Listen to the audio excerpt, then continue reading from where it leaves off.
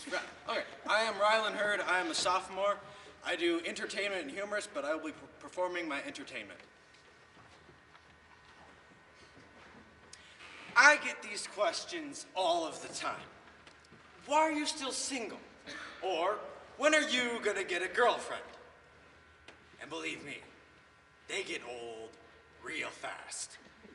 Who cares if I'm still single or when I'm going to get a girlfriend?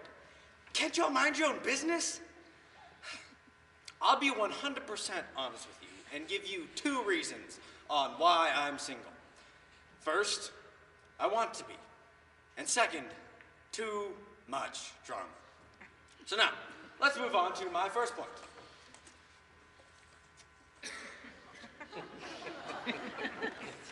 I want to be.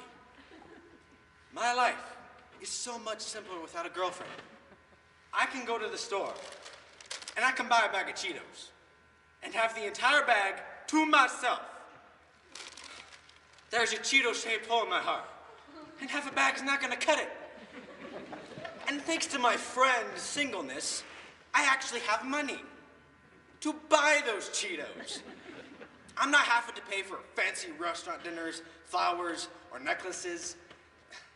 Even if I did find a girl I wanted to spend my money on, there's a bigger problem here. I don't own a phone. Which means by modern day standards, I can't go through that elusive predating phase we millennials call talking. A girlfriend of mine probably wouldn't let me out of her sight, since she wouldn't be able to get a hold of me 24/7. But you know, since I don't have a girl around me constantly, showering is optional. BO is not an obstacle to me because I don't have a girlfriend to keep happy. And you all know how the ladies like their men smelling fresh. Don't you give me that look, boy. You know exactly what I'm talking about. Don't worry, though. Us single fellas do put on deodorant for special occasions, such as beach meets, or whenever mommy tells us to. So if you do so happen to be single by choice, you have to be prepared for a few, shall we say, inconveniences. Calls from grandparents. You know, just the other day, my grandma called and asked, "Sonny, when are you gonna get a girlfriend? You know you won't stay on forever and I want some grandkids." Grandma, I am your grandkid. Oh. Well, I want some great grandkids. And if it's not enough that your grandparents are constantly introducing you to prospects, your friends are in on the gig too. Like, say there's a girl at my school that my friends think is cute. A perfect match for me and my devilishly handsome persona.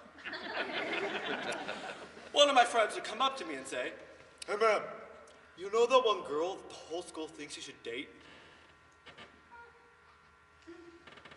Yeah. Well, I asked her on a date for you, man. And she said, maybe. So then now I have to loudly discuss this matter with my friend, because I never condone physical violence. And so this perpetual state of declared singleness also puts finding a date to prom on the same level as joining Ra's al Ghul's League of Assassins. You want to find a date to prom, but it's not a date. Like you're going as friends. Boy and girl, friends. Taking lovely pictures in front of relatives.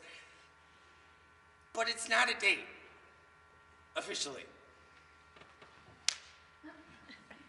So I'd ask a girl if she wanted to go to prom with me, but just as friends. And then normally they gag and then run away, like I just told them I have meningitis.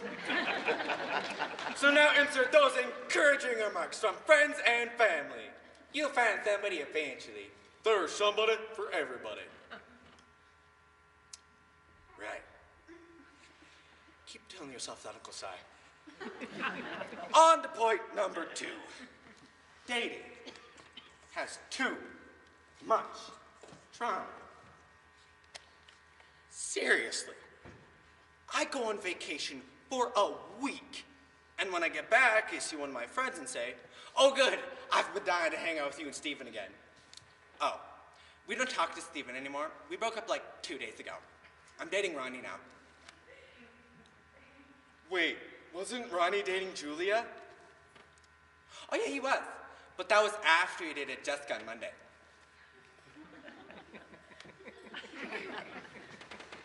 And that's just the thing. For somebody as stupid as like me, we struggle with keeping the girlfriend happy. Like say I'm just minding my own business, playing World of Warcraft like the stud I am. And my girlfriend walks in with, does this just make me look fat? No.